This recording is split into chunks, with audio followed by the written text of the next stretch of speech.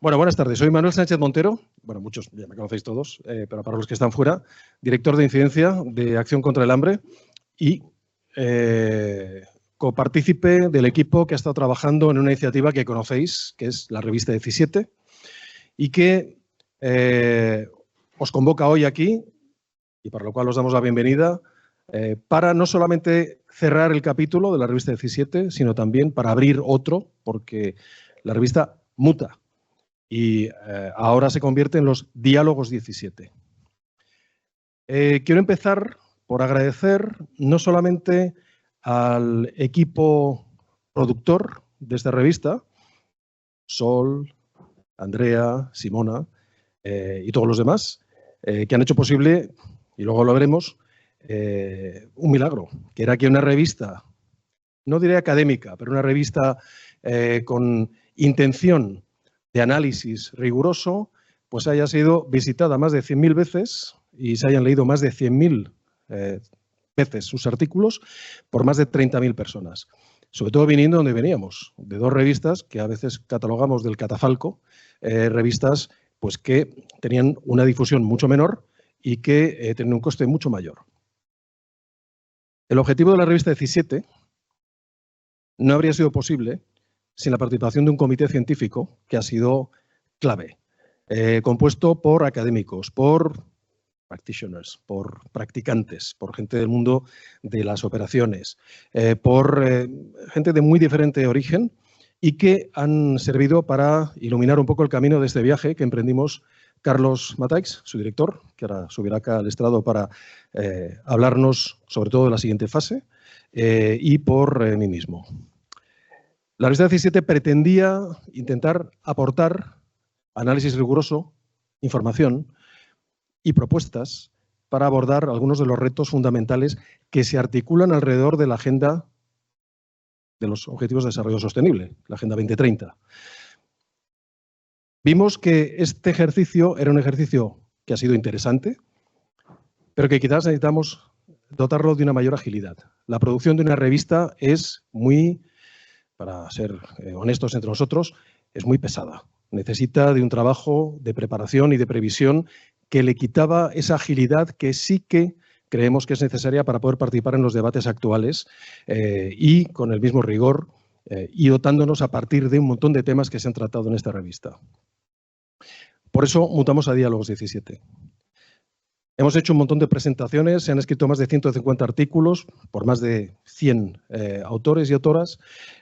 Aquí estáis viendo algunas de las imágenes de los eventos que hemos celebrado, algunos masivos, otros más restringidos, pero el balance que hacemos desde Acción contra el Hambre y desde el ITD es que ha sido netamente positivo. Ha sido un viaje que nos ha gustado mucho hacer juntos y que nos ha dado hambre para hacer más cosas.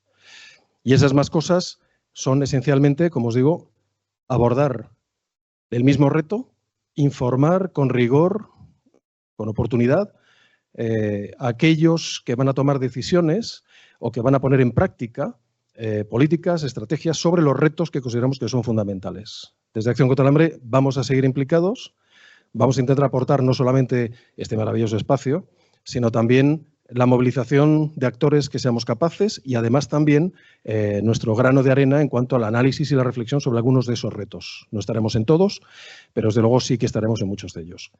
Y yo, sin más, Carlos, me gustaría pasarte la palabra y que hagas tú ya los honores para abordar los Diálogos 17 y que entremos en ello. Así que, muchas gracias.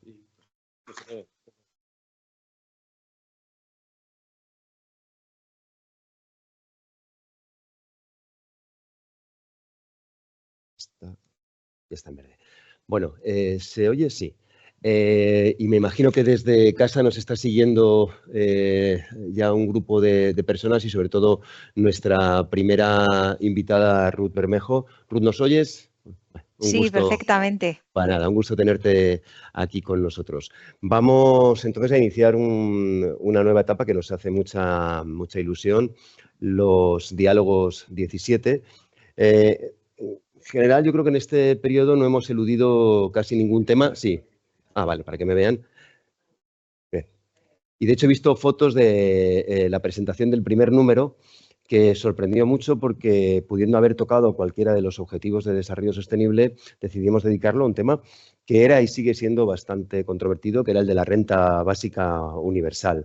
Fue un debate muy interesante que continuó después. Hemos tratado también asuntos como el uso del hambre como arma de guerra, y hoy iniciamos los diálogos con un tema bastante también, digamos, importante, complejo, como los temas que nos gusta tratar en la revista, pero que, bueno, pues que es objeto de conversaciones a veces de muy baja calidad. Entonces, lo que queremos con los diálogos 17 es elevar un poquito el tono de la conversación. A mí me gustó mucho una vez que leí cuál era la misión de la BBC. Decía que era entretener elevando el gusto de la gente.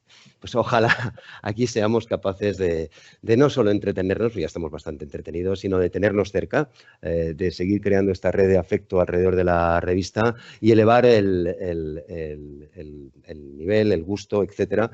Y para eso vamos a tener una conversación con 3 personas que iré presentando. Yo creo, Andrea, que quizá lo mejor podría ser, antes de que subiéramos todos aquí, como Ruth nos va a dar un marco general, que Ruth presentara y luego ya subimos aquí y continuamos la conversación con ella. Ruth, estás colocada en un sitio perfecto en esta sala, se te ve muy bien, se te escucha muy bien también, hemos hecho la prueba antes, entonces siéntete como en casa, siéntete totalmente cómoda. Y lo que le hemos pedido a Ruth además es pues que empiece pues con una pregunta que tiene que ver con lo que he dicho, que es algo así, no voy a equivocarme, así que lo voy a leer. Si se puede hablar en el momento en el que estamos, cuidado, perdón. Si somos capaces de abrir una conversación pública acerca de las políticas migratorias hoy en día, y qué consideraciones, qué elementos deberían estar presentes y ayudarnos para que esa conversación pues fuera una conversación fructífera que nos ayudara a avanzar en una de las cuestiones que creo que más nos ocupan y nos preocupan hoy. Ruth va a tener unos 10-15 minutos y después ya iniciaremos el diálogo con otros 2 invitados que presentaré. Bueno, Ruth es profesora, tienes a veces jovencísima, Ruth, no nos hemos conocido todavía y tienes un currículum impresionante, ya me dirás cuando duermes. Es no soy tan joven. Ah, bueno, pues te sienta bien la cámara. Eres profesora titular de Ciencia Política en la Universidad Rey Juan Carlos. Dos somos colegas de la Universidad Pública. Investigadora senior del Real Instituto Elcano, el instituto al que todos conocemos. Investigadora visitante ahora en la Universidad de St. Andrews, y por eso no puedes estar en Madrid hoy. Colabora con diferentes cátedras relacionadas con el tema que nos ocupa, migración y asilo, y has centrado tu actividad de investigación en las políticas públicas precisamente de migración y asilo en varios proyectos europeos realmente importantes. La dedicación investigadora de Ruth fundamentalmente se centra en las políticas públicas, estudiando la adopción de decisiones en situaciones de crisis y diversos aspectos en la implementación de esas políticas. Bueno, Ruth, te escuchamos. Si veo que el tiempo se alarga un poquito, te avisaré. Pero bueno, tenemos 10-15 minutos para que nos respondas a esta pregunta tan pertinente. ¿Podemos hablar y cómo hacer para aprender a hablar mejor de estos temas? Pues muchas gracias. Un placer por mi parte. Gracias por invitarme a empezar con vosotros estos diálogos, esta nueva etapa. Y me hace especial ilusión, ¿no? Porque es un tema sobre el que, pues hablamos bastante o intentamos, ¿no? Y sobre todo yo reflexionaba recientemente con algunos colegas, ¿no? Y veíamos que cada vez es más difícil dialogar sobre la cuestión sobre las políticas de migraciones, sobre las políticas de asilo, sobre las diferentes opciones que tenemos, ¿no? Y ¿por qué? La pregunta es ¿por qué? Y recordaba a un colega que decía, es que yo voy a un debate y lo que me dicen es, empiezo a hablar y lo que me dicen, tú estás a favor o tú estás en contra. Estamos en un clima de polarización en el que se cataloga a las personas como a favor o en contra y Y eso hace que sea muy difícil dialogar, ¿no? Muy difícil encontrar ese punto intermedio, muy difícil encontrar posiciones intermedias y escucharnos unos a otros, ¿no?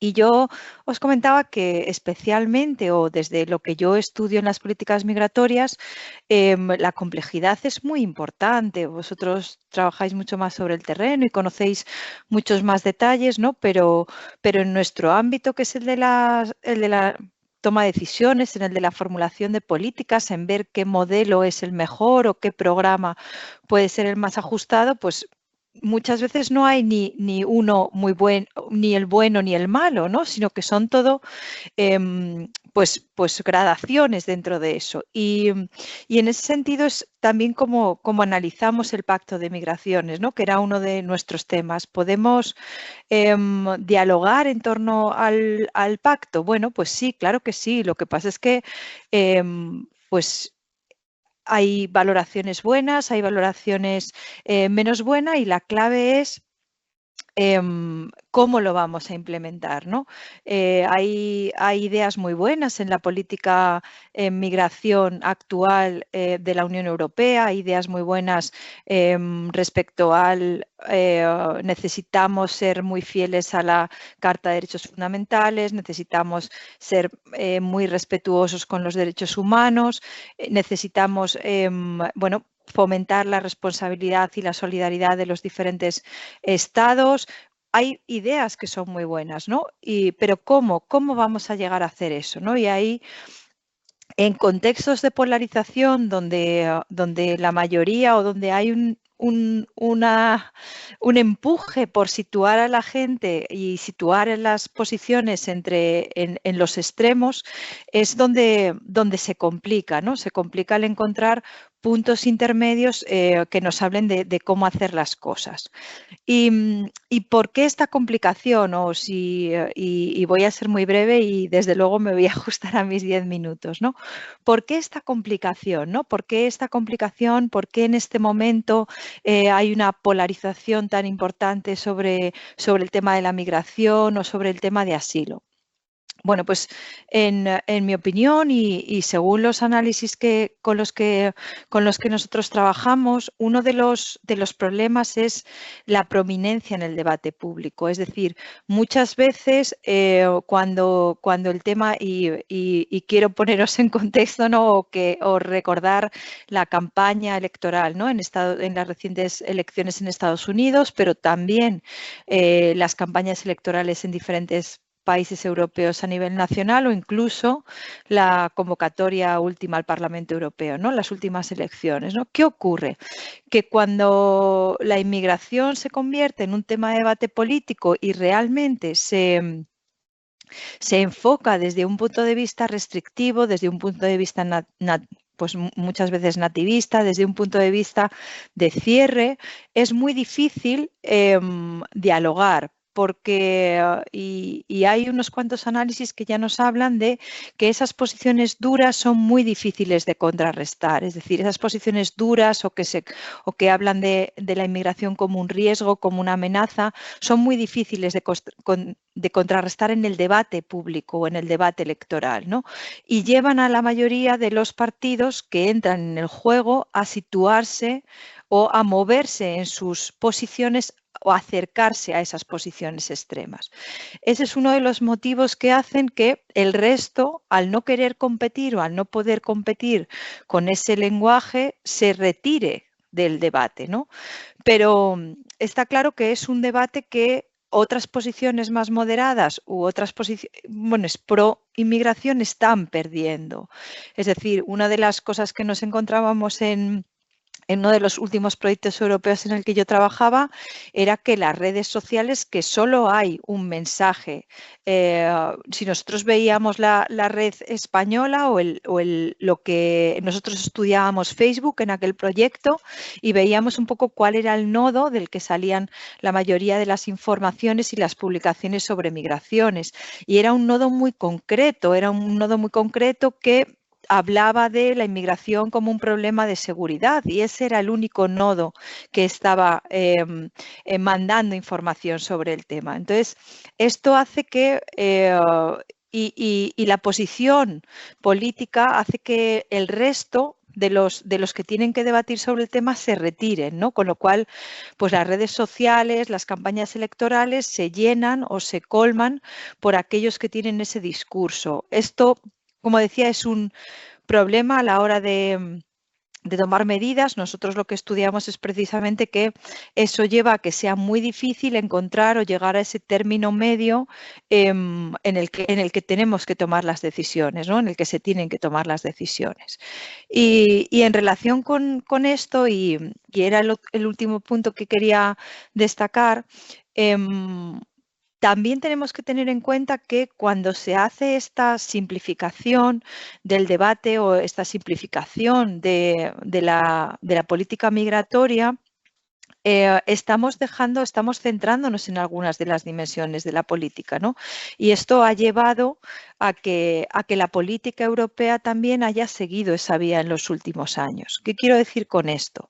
Pues normalmente nosotros hablamos, cuando hacemos análisis de las políticas migratorias, y si las unimos al asilo aún más, hablamos de diferentes ejes o dimensiones, que lo que tenemos que hacer es trabajar en ellas y intentar lograr que tengan una coherencia como política, ¿no? Esos tres ejes clásicamente eran pues el eje de las fronteras, el eje de la dimensión de las llegadas, el eje de la integración y el eje de la cooperación al desarrollo, ¿no? Estos tres ejes clásicos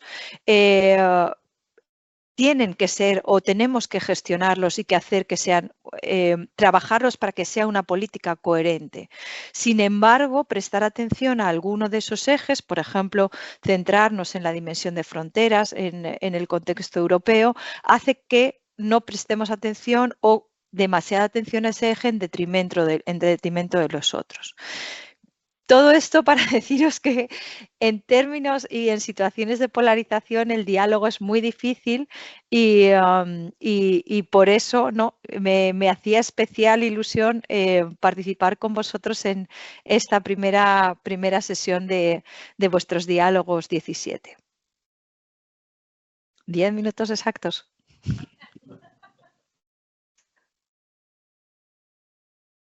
Puntualidad británica, se nota que estás por allí. Y gracias por ajustarte al tiempo. Luego tendremos una ocasión de seguir escuchándote. Voy a pedir que suban aquí a este bonito estrado a Miguel Ángel García y a Sunita Nasir.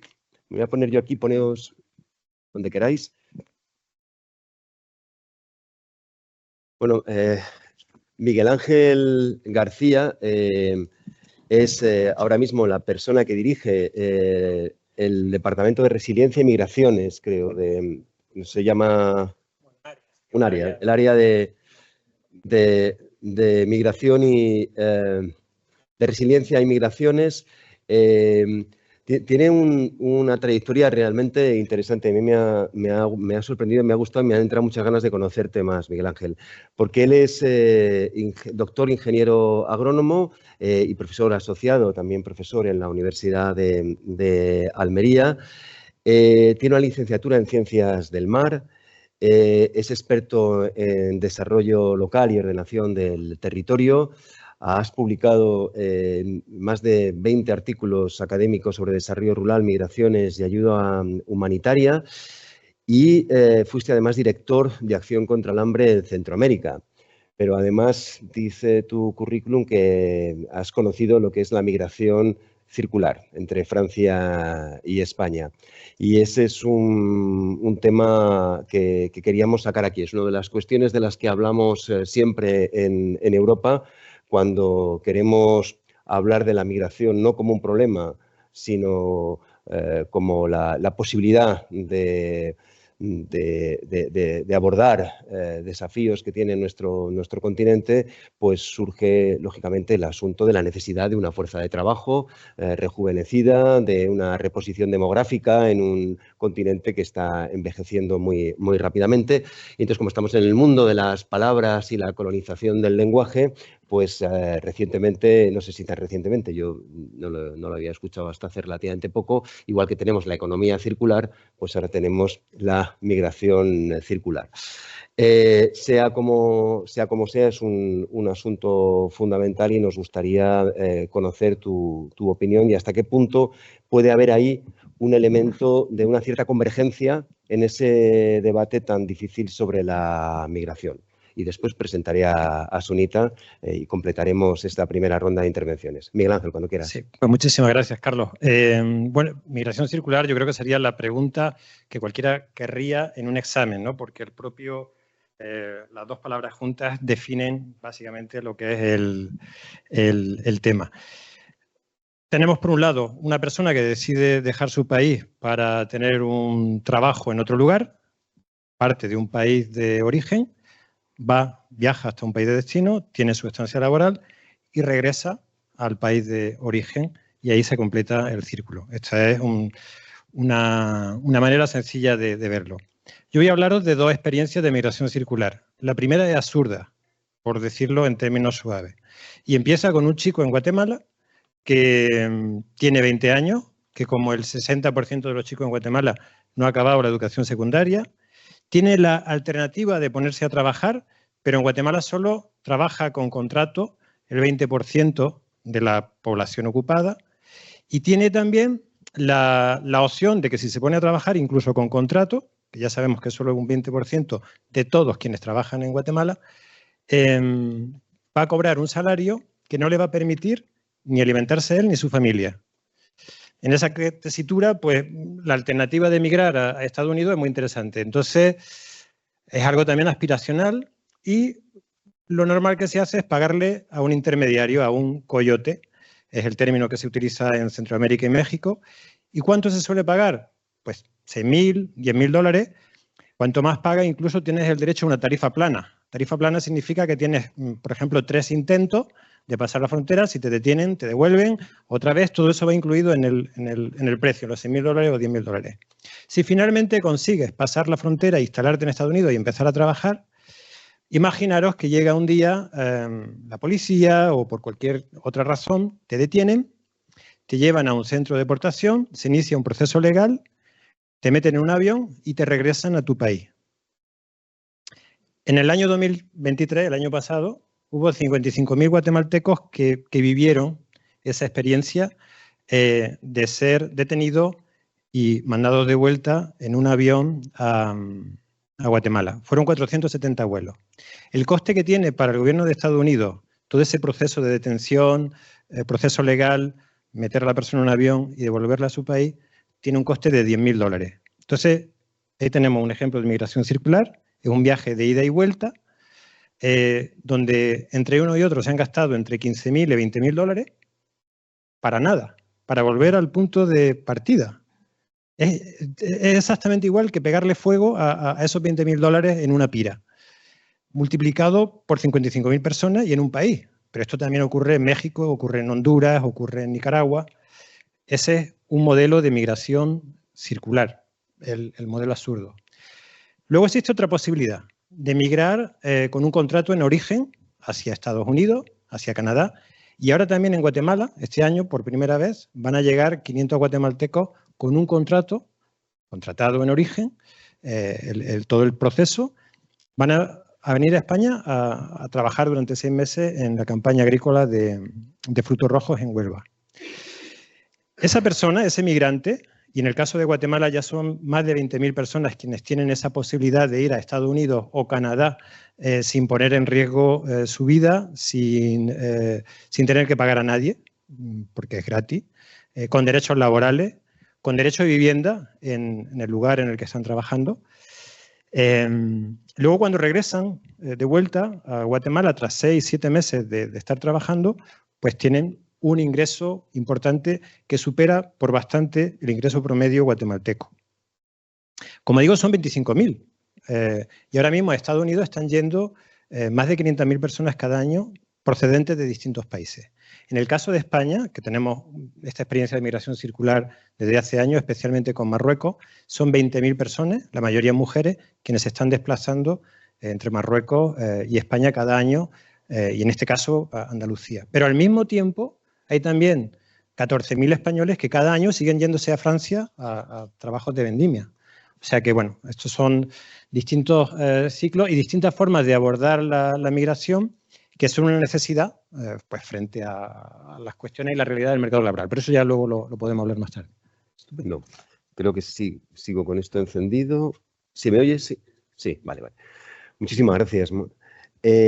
Vamos a continuar hablando de una migración que forzosamente no puede ser circular, que es el caso de las personas que buscan refugio en otros países porque tienen que dejar a su país por la causa que sea. Y para eso hemos invitado a otra persona a la que admiro mucho, a Sunita Nasir.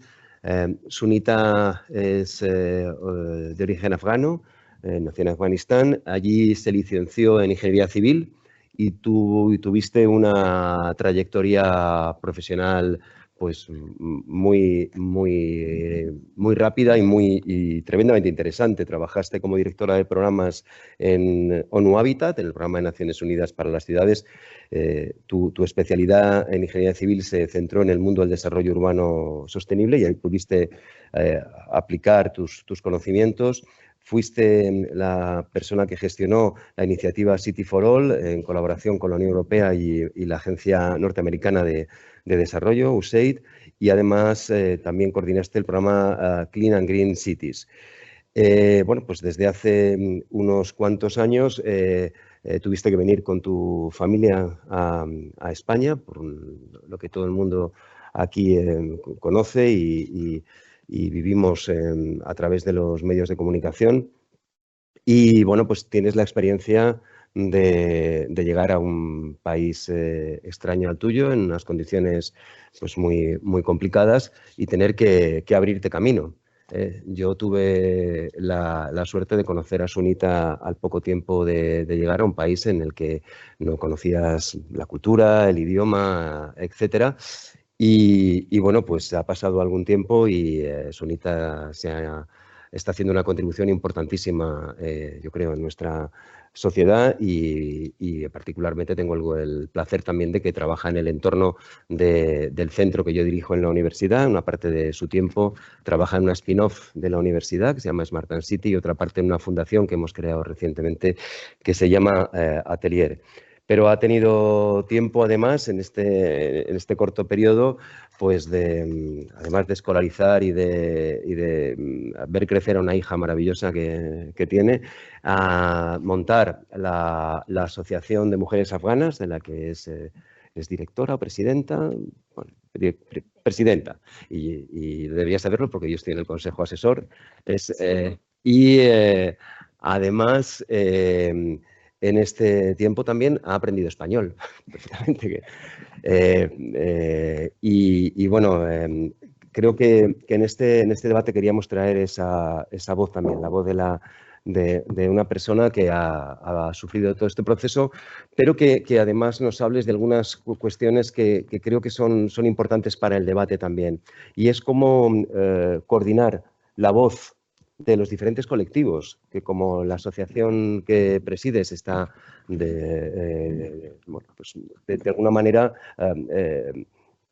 no solo defendiendo sus derechos, que por supuesto, sino también buscando vías de incorporación a esta sociedad. Y al mismo tiempo que nos expliques también cuál es, desde tu punto de vista, la percepción que tienes del debate, de cómo se está hablando de estas cuestiones en una sociedad como la española o como la europea. Muchas gracias, Sunita. Muchísimas gracias, Carlos. Muy buenas tardes a todos y todas. Antes de nada, gracias por organizar este acto súper importante.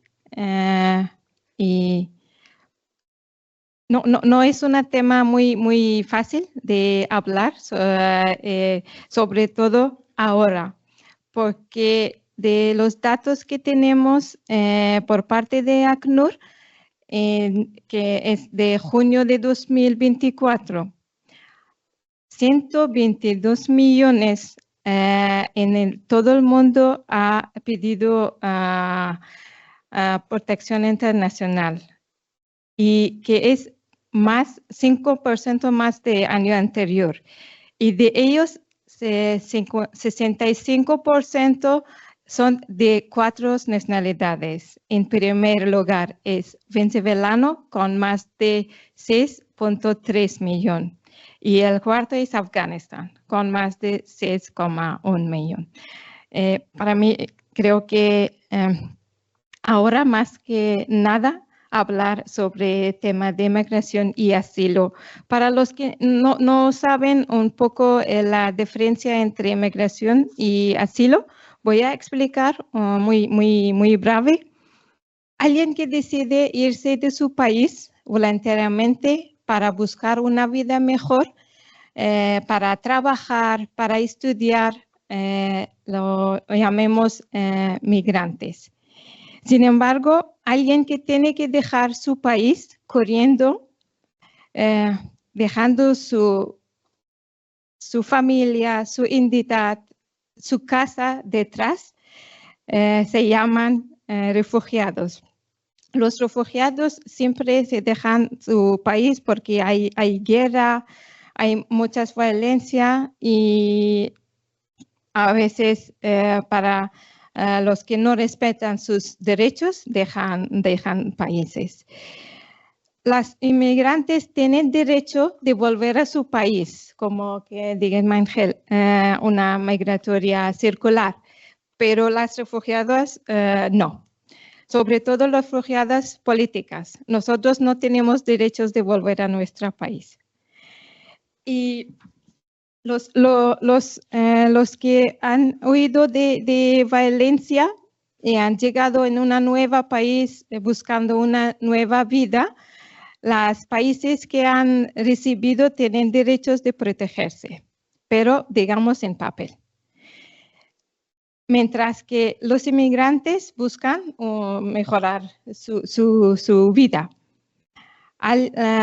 Alguien que viene de México para estudiar y queda aquí para trabajar, su vida es totalmente diferente de los refugiados que vienen a España buscando seguridad y la vida de los refugiados es totalmente diferente. Carlos me ha explicado mi pasado muy bien, pero ahora la única título que me presenta es ser refugiada.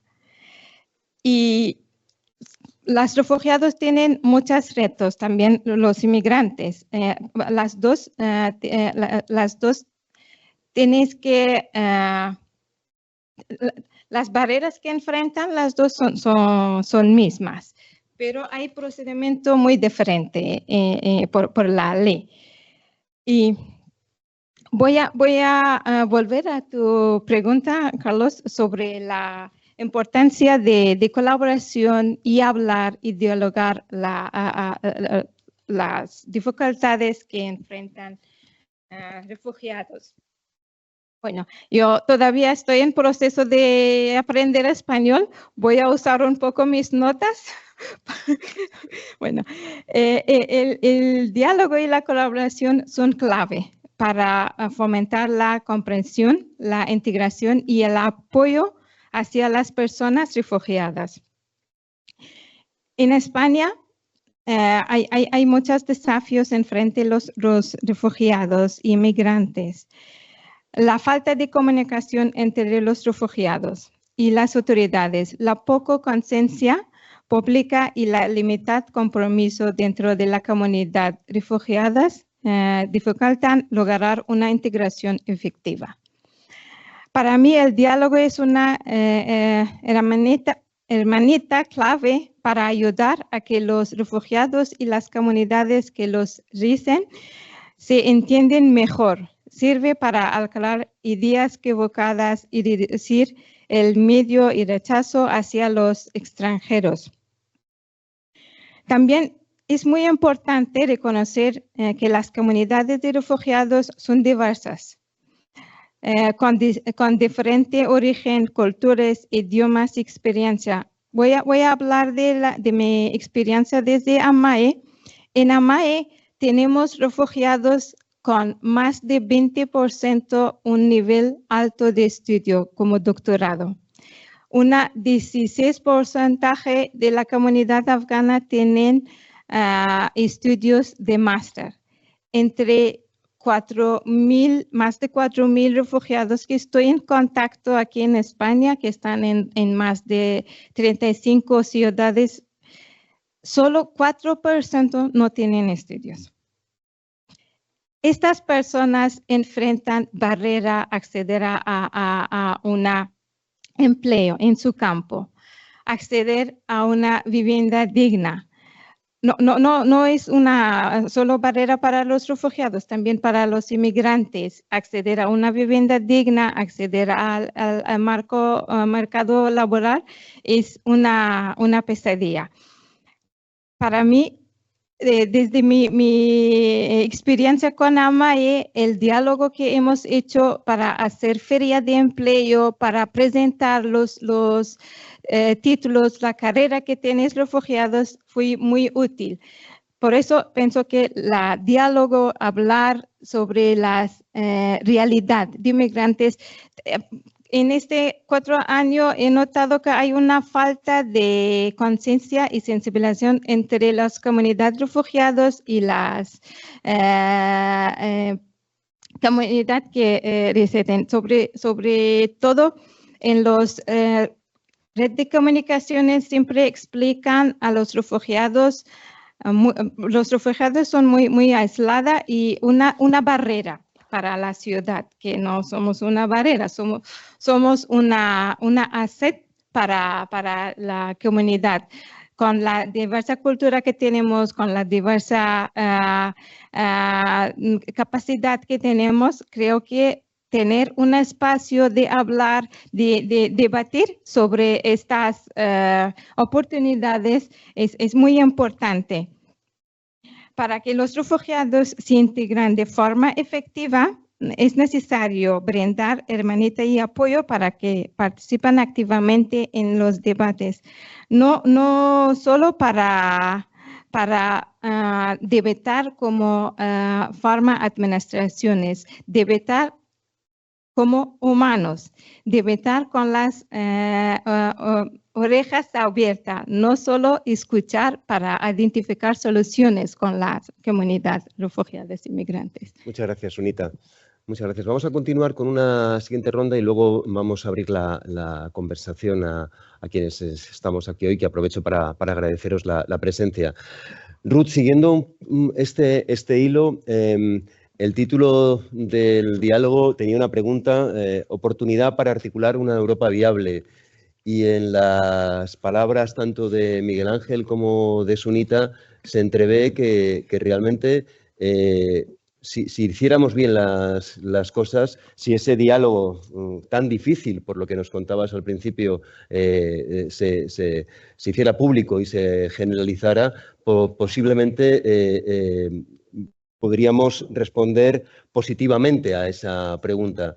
¿Podrías darnos alguna clave más sobre por qué nos cuesta tanto entender que estamos ante un escenario de posibilidades, yo diría incluso a un escenario de innovaciones sociales que necesitamos en Europa cuando pensamos en nuestro futuro? Sí, pues la verdad es que plantean dos temas cruciales hoy día en el debate europeo, ¿no? El de la migración circular se ve de una manera muy positiva y se está tratando de impulsar por muchos países, ¿no? Comentaban el caso de España, pero hay muchos otros países que están haciendo acuerdos bilaterales con diferentes países. Bueno, pues yo recuerdo Italia, tenía uno con Filipinas hace mucho tiempo en el que hacía formación en términos de idioma, sobre todo allí, para luego que pudiesen ir a Italia a trabajar. Hay muchos acuerdos bilaterales y los que comentaba Miguel Ángel de España con otros países, pero es verdad que desde la Unión Europea como tal aún falta un poco de determinación respecto a esa migración circular. Es verdad que está en el debate,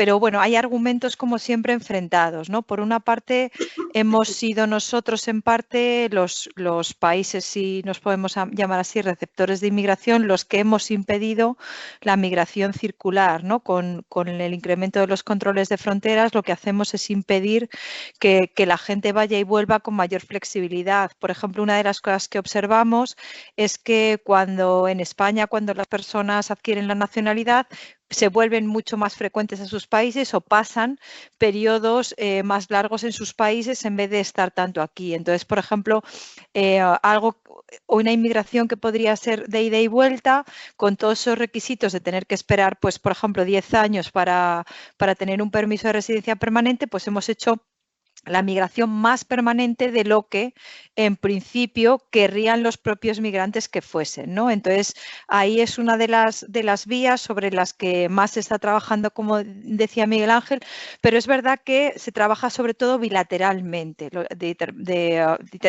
Hay sobre todo acuerdos de países con países, o sea, de países receptores con países de origen, ¿no? En términos de Unión Europea aún queda trabajo por hacer. Y Sunita hablaba de otro tema que también está en el debate y que es muy importante, que es el de los títulos. Y ahí, por ejemplo, yo con algún colega somos bastante críticos, por ejemplo, sobre la política española, ¿no? Porque es verdad que nuestra política de reconocimiento de títulos es muy mala. Nuestro procedimiento reconocemos muy poco porcentaje, es muy lento y esto tiene dos formas de verlo, ¿no? Por eso nuestro debate, ¿no? Una forma de verlo es que España no quiere reconocer más títulos porque no quiere migrantes ni refugiados con titulaciones en las que puedan competir con población nacional. Entonces, nosotros, sobre todo por nuestras circunstancias y por nuestro mercado de trabajo, buscamos sobre todo personas que trabajen en el sector servicios, en el sector de cuidados, en la agricultura, y lo que queremos es que las personas que llegan se queden en esos sectores, ¿no? Entonces, algunos, y aquí queda aún investigación por hacer, pero algunos consideramos que la política de reconocimiento de títulos es auxiliar o nos sirve para mantener esa posición o para evitar o para mantener a los migrantes en esas ocupaciones que son las que realmente queremos que ocupen, ¿no? como mercado, ¿no? a nivel sistémico. Pero es verdad que por otra parte estamos perdiendo, ¿no? Primero les estamos frustrando a ellos como personas y estamos perdiendo mucho conocimiento, ¿no? Haciendo que alguien que, como decía Sunita, es doctor o tiene un máster, realice ocupaciones que no son o que son de unos sectores que necesitan personas mucho menos cualificadas, ¿no? Aún así, también nos faltan trabajadores cualificados en muchos países de Europa, pero el problema del reconocimiento de títulos es algo que necesitamos mucho trabajo para abordar aún. Muchas gracias. Tú y yo conocemos a las agencias que acreditan y que evalúan en las universidades y sabemos lo difícil que es, pero lo importante que es que entren en esa conversación, en ese diálogo. Miguel Ángel asentía con la cabeza. Miguel Ángel, cuando se habla de migración circular, igual estábamos hablando antes por aquí de renovables en el territorio, y se dice sí, pero no de cualquier modo. Migración circular está abriendo también un debate de, bueno, qué condiciones para la migración circular, porque por un lado nos encontramos a gente que dice yo estoy a favor, pero que trabajen en el sector de los cuidados, que no se les vea mucho en mi pueblo, que no protesten y que sean obedientes. Y por otro lado vemos posiciones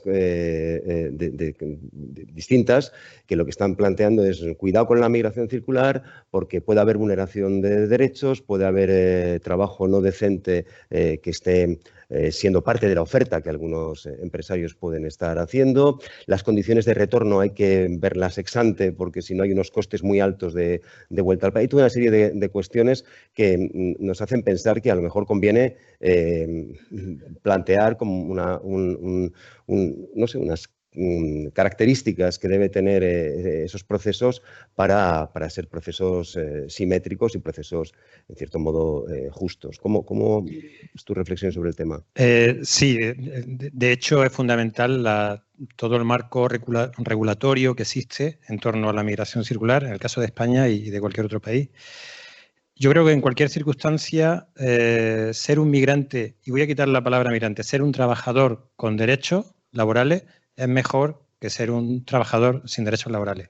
En cualquier escenario. No significa que en cualquier ámbito laboral no existan desafíos, no existan problemas, ya sea el trabajador español, ya sea el trabajador de origen extranjero. Son retos comunes. La seguridad laboral también es muy importante. Pero, viéndolo en perspectiva, pues clarísimamente tener un marco laboral reconocido, un contrato, la posibilidad de que haya un sindicato que verifique tu situación, la posibilidad de denunciar, eso no lo tiene un trabajador irregular, migrante o no. Y vuelvo al caso de Guatemala, porque en Guatemala tenemos, siendo nacional, siendo guatemalteco, guatemalteca, la probabilidad de tener un trabajo regular y con derechos laborales es muy, muy escaso. Y en relación a lo que decía Ruth sobre el tema de los títulos y que también comentaba Sunita, una de las estadísticas que a mí más me ha dejado chocado con este tema migratorio viene de un estudio que hace el Instituto Gallup, que cada año en 150 países encuesta en conjunto a 200.000 personas. Y esa encuesta se viene haciendo desde hace años y permite tomarle el pulso al mundo, literalmente, y establecer diferencias entre distintos países. Una de las preguntas que está incluida en esa encuesta global es en relación a la intención de emigrar, al deseo de emigrar que tiene la persona. Y hubo unos autores que agarraron esta base de datos y analizaron cuál era la intención migratoria y a qué país le gustaría a la gente ir, pero en función solo se quedaron con el grupo que tenían título universitario. Y los 5 países del mundo a los que hay mayor intención migratoria entre las personas que tienen un título son, y la voy a decir por orden, Canadá, Australia, Estados Unidos, Alemania, España, y después viene Suiza, Nueva Zelanda y otros países que son como de... Entonces, imagínense, o sea, a nivel global, España, sorprendentemente, sería un destino preferente para personas con un buen nivel formativo. Necesitamos esas personas. Y esas personas no solo son susceptibles de trabajar en nuestras empresas, son también susceptibles de poner en marcha empresas. En España sí que hay una buena estadística respecto a los trabajadores que son nacidos en el extranjero, pero no tenemos buena estadística respecto a las empresas que están creando personas que vienen del extranjero, al empleo que están creando personas que vienen del extranjero. Y eso ayudaría muchísimo. En Italia, si hay algunos estudios, algunas publicaciones, ya el nombre más común del nuevo empresario es Mohamed, no es Giuseppe. Y eso llama la atención. Y por otro lado también, yo no sé, en el 2015 ya vamos a hacer 10 años, ¿no? 2015 fue la última vez que el Barcelona ganó una Champions, no fue el Real Madrid. Y en el año 2015 pasó algo que también fue algo histórico en lo que es la demografía española o incluso la realidad de la sociedad española. Fue el primer año en el que tuvimos más fallecidos que nacimientos en el país. Y muy rápido, en el 2023, la diferencia, la primera brecha que tuvimos entre mayor número de fallecidos respecto a nacidos fue de aproximadamente unas 3.000 personas. En el año 2023, la brecha entre fallecidos y nacidos en España fue de 120.000 personas. Imagínense el cambio demográfico tan grande que estamos experimentando, y no solo España. Hay otros países en la Unión Europea, pero no solo en la Unión Europea, sino países en América Latina que también están en un proceso de envejecimiento muy rápido. La migración es una cosa natural, es una cosa normal, es una cosa que nos acompaña desde el principio de los tiempos. La migración no es un problema que haya que buscarle solución, ni tampoco es la solución a todos nuestros problemas. Es como la vida misma, y todos tenemos días buenos y días malos. Pues la migración tiene, afortunadamente, muchas más luces que sombras. Hay también aspectos que hay que abordar, pero en un contexto como el de España, en un contexto demográfico como el que estamos aquí compartiendo, los migrantes hoy en día son los principales empleados, los nuevos trabajadores en muchísimos sectores económicos y en algunos casos, en algunas provincias, el empleo neto que se crea está ocupado por trabajadores inmigrantes. Y ya por acabar, y viendo como desafíos que también tenemos, en esa parte, en esas sombras que tenemos que abordar y que tenemos que darle respuesta, está, y es muy importante, el fracaso escolar, el abandono escolar. Ahora mismo en España somos de los países de la Unión Europea que tenemos la mayor tasa de abandono escolar y de formación, entre el grupo de 18 a 24 años. Aproximadamente entre los nacidos, entre los chicos de esa edad nacidos en España, un 16% abandonó el estudio o abandonó cualquier otro tipo de formación. Entre los chicos de 18 a 24 años que nacieron en el extranjero, ese porcentaje llega al 40%. Y eso nos afecta, eso afecta a nuestra sociedad, afecta a la posibilidad de integración, a la posibilidad de adquirir un trabajo que tenga buenas condiciones, que van a tener estos chicos, y es un problema hacia adelante. Pero es un problema de nuestras políticas educativas, no es un problema migratorio, es un problema de cómo abordamos el fracaso escolar, por ejemplo, ¿no? Entonces ese es el tipo de, no centrarnos en lo migratorio, sino centrarnos en el tema de la vivienda, no es la cuestión migratoria la clave, es nuestras políticas de vivienda, más allá de lo migratorio, ¿no? y de las transformaciones sociales que tenemos. Interesante, Miguel. Sunita. Bueno, voy a complementar sobre el tema de educación. Los refugiados afganos, voy a hablar de mi experiencia. Todos los refugiados afganos han dejado su país porque su vida era en peligro, sobre ser mujer. Y algunas de las chicas han dejado su país porque la vida de su padre era en peligro. Después de salir de un país que no podrían vivir libremente, no pueden estudiar, estar en un país europeo tampoco pueden estudiar. Las niñas que son menores de 18 sí que pueden acceder a las escuelas y desde aquí continúan sus estudios, pero las chicas, no solo chicas, chicos, las dos, que cumplen 18, después de cumplir 18 no tienen una vida, una carrera aquí en España. Todas las niñas de la refugiada afgana que han cumplido 18 años aquí en España, la única formación que ofrece por parte del gobierno es hacer formación de jardinero, formación de cómo lo hagan packaging. Para una chica que han dejado su país, su familia, para que puedas estudiar, puedes conseguir su carrera, y aquí tampoco pueden. Y las convalidación de los títulos, solo los títulos que pueden convalidar es de la escuela, de bachillerato, que también lleva un año, más de un año para convalidar. Y si hablemos por tema de empleo, recientemente hemos hecho una reportaje entre los refugiados afganos para continuación de un acto que fue en junio de 2024, una feria de empleo para las refugiados afganas. Hemos recibido la respuesta, entre la respuesta que hemos recibido de cientos personas, 77 son desempleadas. desempleados, no tienen trabajo. Y los que tienen trabajo no es en su campo. Una economista trabaja como camarera. Una jueza trabaja como una cocinera. Y entre las comunidad afgana que estamos aquí, somos en 35 ciudades españolas. Hay políticas que viven aquí. No tienen derecho de irse a su país, tampoco tenemos derecho de irse a otros países. Ahora es nuestra vida, pero tampoco tenemos un futuro.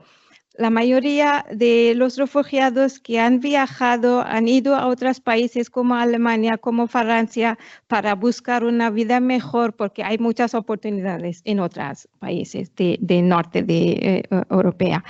Pero después de pasar casi 2 años, más de 1 año, han deportado por protocolo de Dublín. Estas familias, que estuve con 2 de estas familias, que fui mi compañera de la UNO, estaban viviendo en Galicia para 2 años.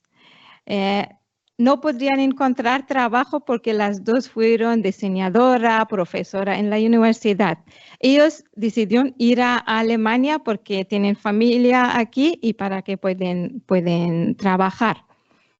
Aquí sí que encontraron un trabajo, pero necesitaban un visado de trabajo para acceder a este empleo.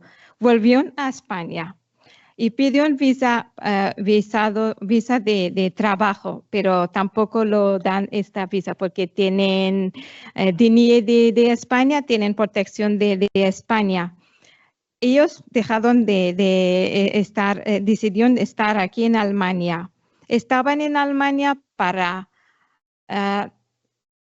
1 año, 11 meses. Una noche han venido las policías y volvieron al avión y ahora están en Madrid. Estaban en el aeropuerto de Barajas para 4 días, día y noche.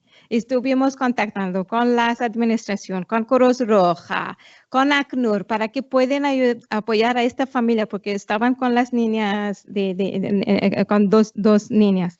Nadie ha apoyado. Ni hay oportunidad para conseguir carrera aquí en España. Tampoco por motivo de que no hay colaboración entre los países europeos también. Algunos países ofrecen oportunidad muy bien, que todos los refugiados, todos somos humanos, queremos vivir una vida mejor con muchas oportunidades.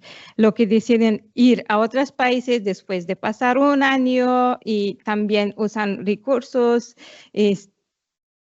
Así que el mercado único es para los europeos y la libertad de movimiento no es para todos. Y eso, leía ayer el informe del que fue primer ministro de Italia, Enrico Letta, y es un informe interesante y hablaba de las libertades en Europa y la necesidad de una quinta libertad, que era la del conocimiento, la del aprendizaje, la de la innovación, pero no consideraba en su informe que nos ha contado Sunita que hay personas que estando aquí no tienen la libertad de moverse en ese mercado del conocimiento, del trabajo, etc.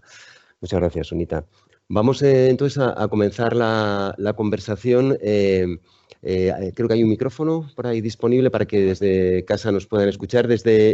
Tampoco he agradecido a quienes estáis siguiéndonos desde en línea. Si queréis intervenir, levantéis la manita y os vemos desde aquí. Hemos tenido 3 invitadas maravillosas.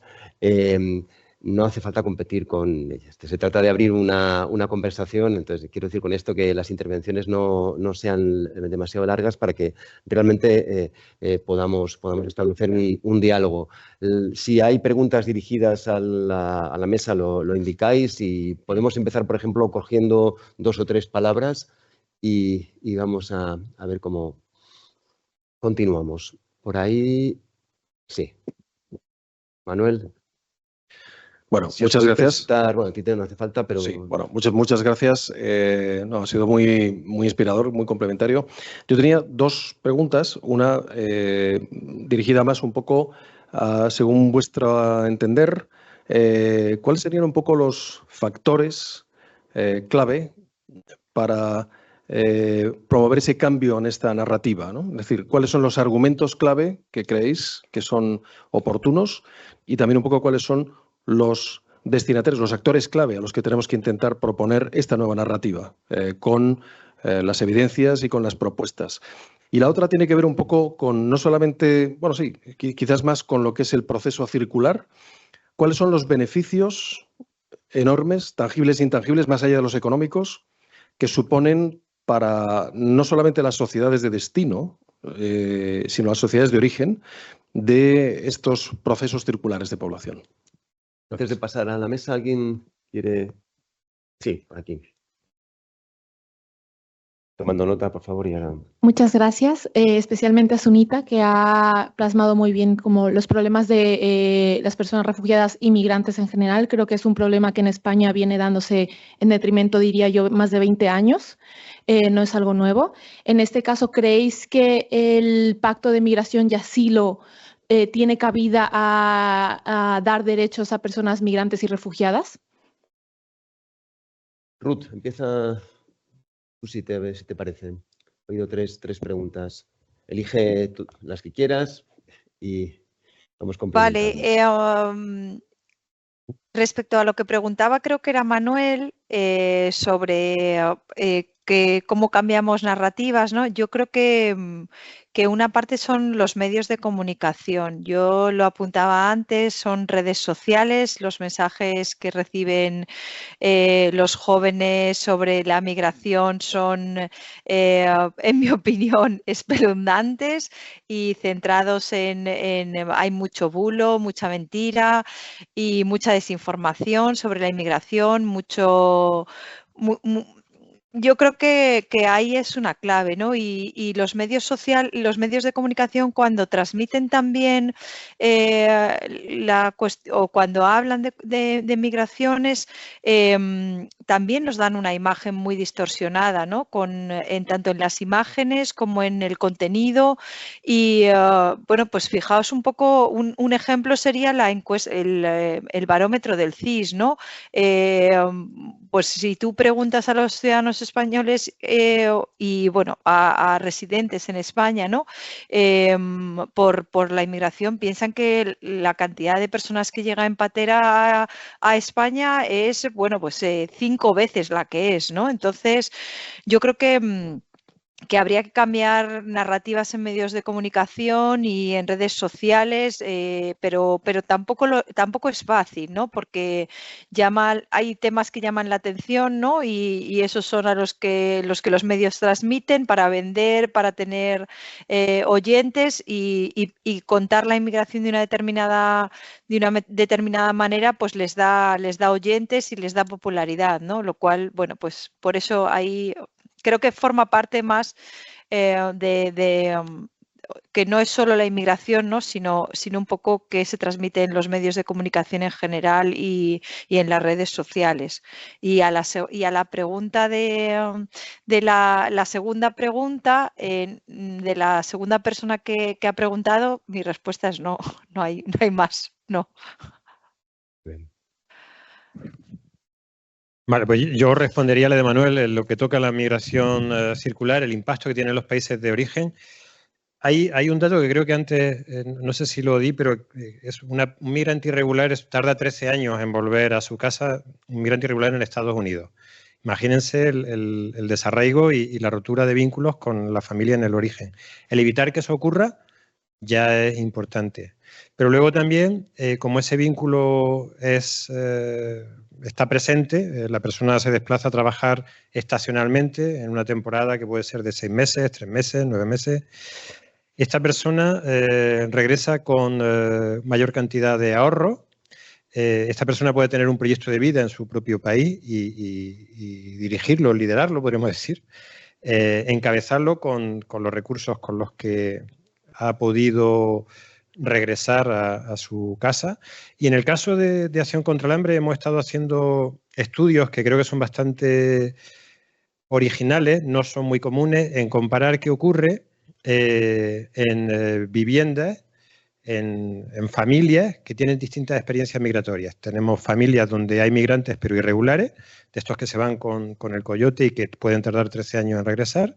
Tenemos familias donde nadie ha migrado y tenemos familias, muy pocas, pero algunas, en las que la migración se ha producido de manera circular. Evidentemente, las condiciones de vida, las condiciones de alimentación, de nutrición, de equidad de género, hasta incluso de vacuna COVID, porque eso lo hicimos en aquella época y lo medíamos, era muchísimo más positiva en el caso de las familias en las que la migración se producía de manera circular, porque además es algo que se va repitiendo, que se puede repetir cíclicamente, y entonces una familia donde uno o dos miembros de la familia migra de esta manera, las condiciones de vida mejoran enormemente. Y otra variable muy importante, y que al gobierno de Estados Unidos le pareció muy relevante en los estudios que hicimos, es que en esos hogares en los que la migración se producía de forma circular era menor el número de migrantes, y lo cual tiene sentido, porque la familia conseguía sus objetivos de desarrollo, sus objetivos de vida, la posibilidad de mejorar la vivienda, de que el hijo termine los estudios o que vaya a la universidad, allí no hay becas, pues todo eso lo logra con menor número de personas teniéndose que ir para enviar remesas en un contexto irregular. Entonces, ese es otro de los resultados en el contexto guatemalteco, al menos, que nosotros hemos constatado que era muy significativo. Yo voy a hablar sobre el pacto de asilo en la UE. Como comenté antes, España es el cuarto país europeo que coge muchos refugiados inmigrantes.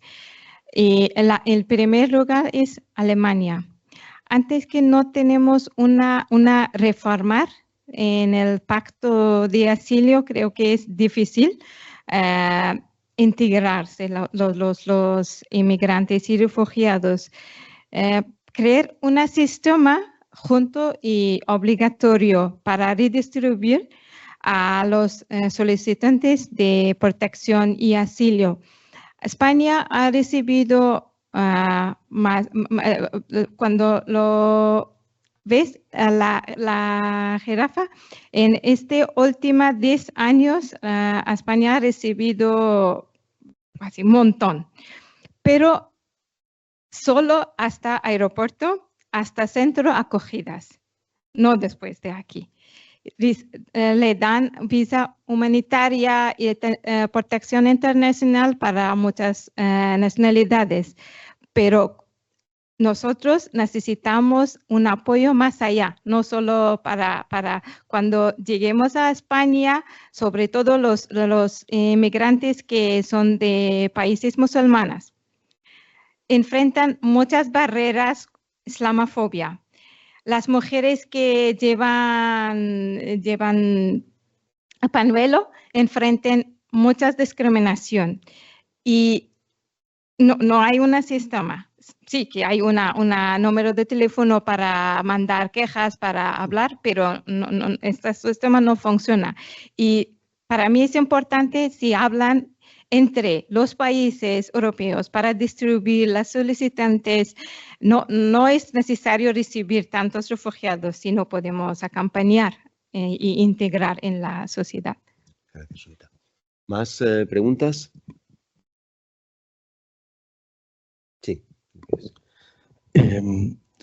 Yo he notado un comentario que ha hecho Ruth al principio, donde decía que las posiciones duras son muy difíciles de contrarrestar en el debate público y que al no poder competir, pues nos retiramos del debate, ¿no? Ese es uno de los problemas que tenemos. Entonces, yo para ser muy práctico, Ruth, si yo durante las próximas semanas, que es muy probable que acuda a cenas con amigos o con algún cuñado, como nos puede pasar a cualquiera, cuando salga este debate y encuentre una posición dura, ¿qué me aconseja responder? ¿O qué argumentos puedo yo responder frente a vienen, nos quitan el trabajo o vienen y se llevan todas las ayudas, ¿no? ¿Qué puedo hacer? o me retiro, ¿no? ¿Qué consejo me das?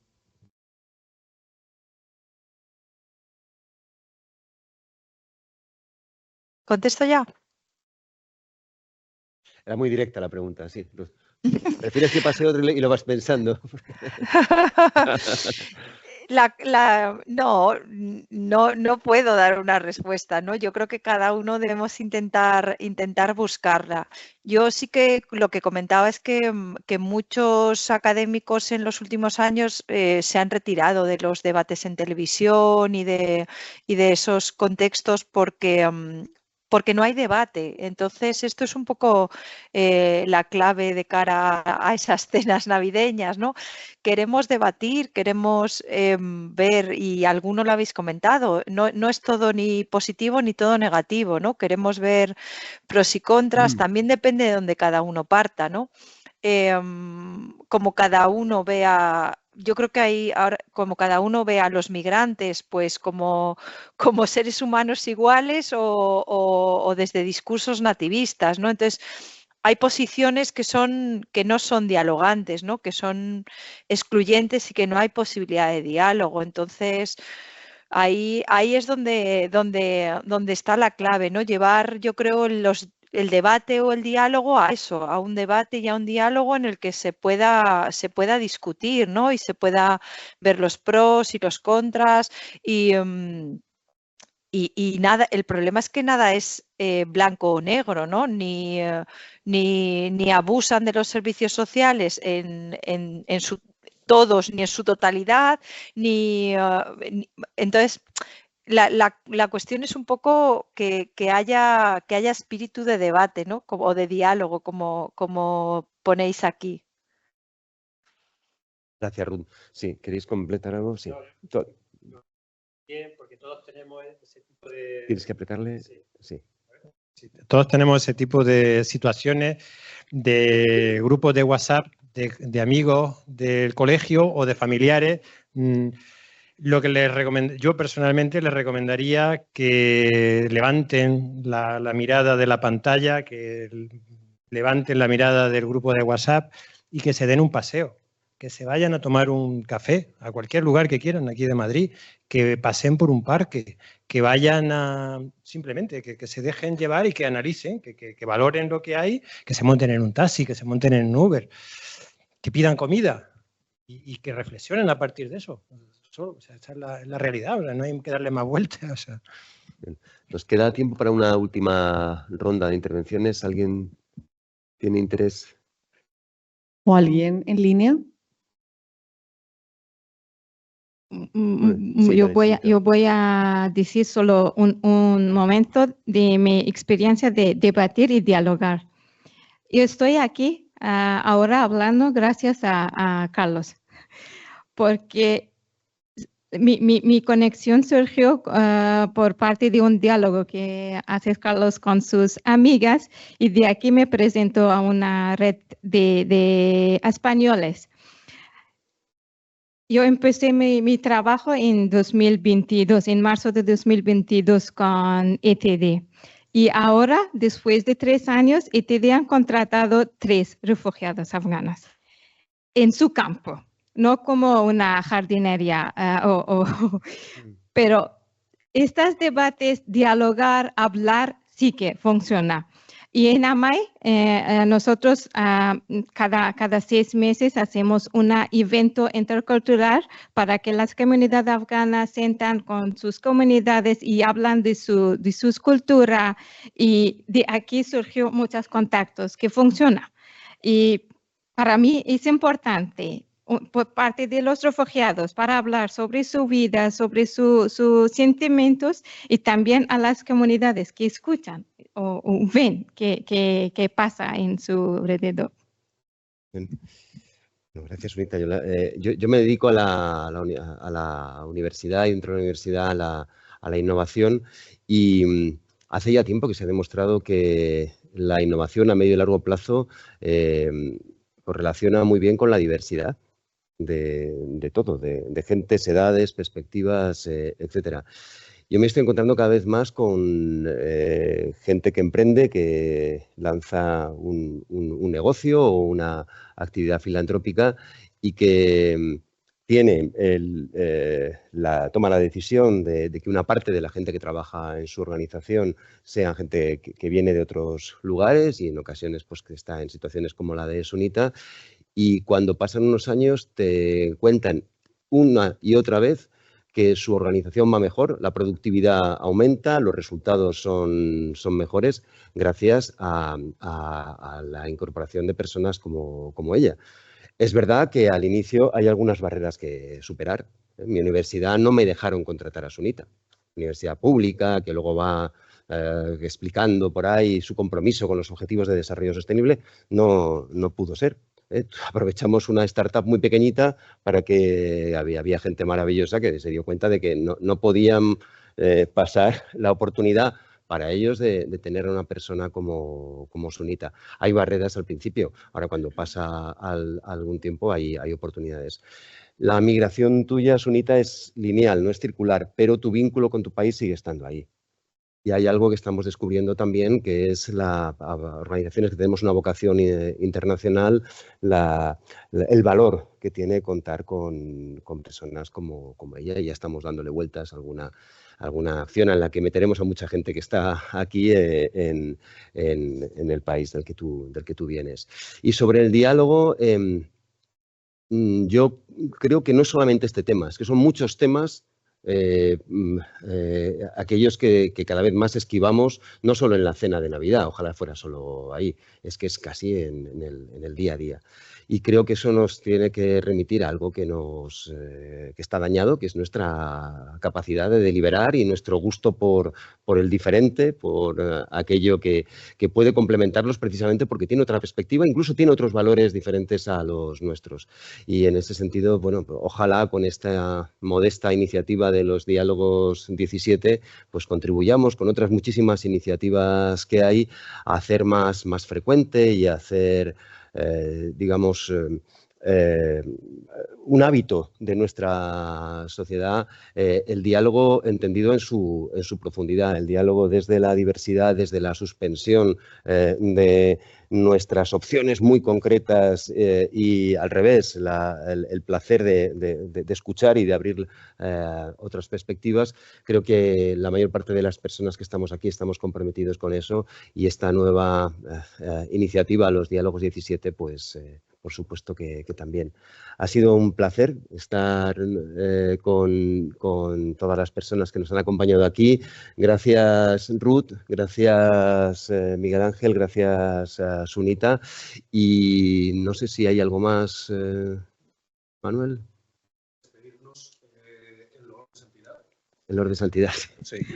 Después de haber escuchado tantos argumentos y tantos elementos, refrendar lo que dice Carlos. Empezamos humildemente una iniciativa que esperemos que vaya creciendo, que no va a estar sola, pretende enraizarse con otras, como toda la plataforma del día después y otras muchas, porque solamente enraizándonos con otras podremos multiplicar. ¿Perdón?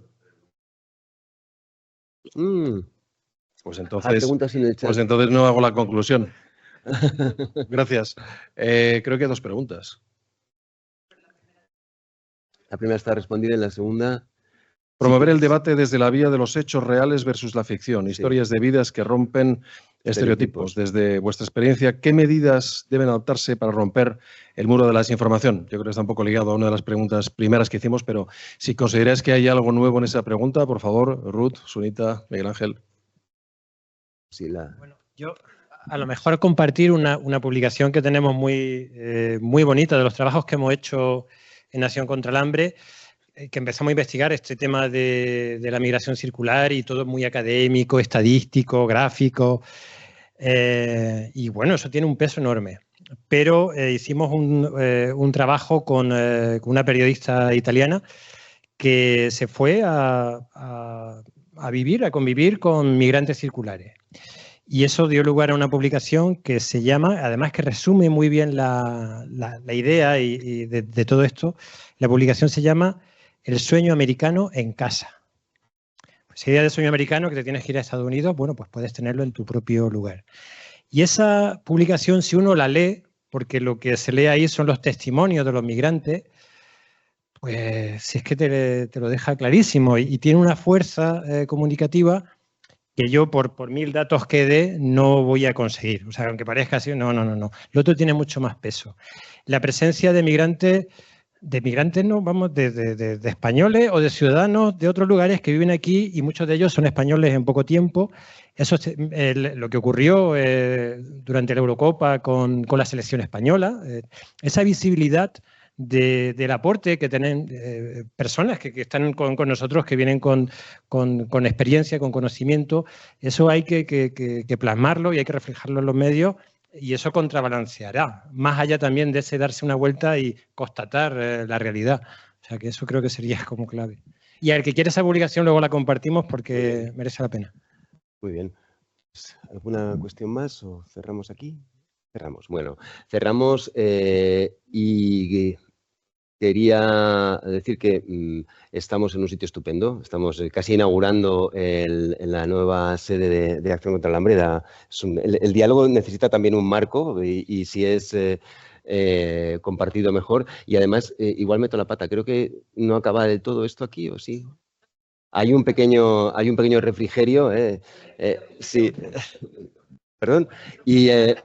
Vale, y bueno, y lo había dicho Manuel al principio, gracias también a las personas que están trabajando en ese equipo híbrido maravilloso de Acción contra el Hambre y del ITD. De verdad, es un placer trabajar con vosotras. Ah, y DCI no se había visto, perdón. No sé. ¿Qué tal? ¿Cómo estás? Bueno, pues nada, muchísimas gracias. Y Ruth, lo siento y lo siento a quienes estáis fuera. Esto todavía no podemos hacerlo, pero bueno, ya quién sabe si con impresoras 3D podemos producir los canapés en tu sitio un día en el futuro. No, mejor me acerco un día allí. Eso es, mejor.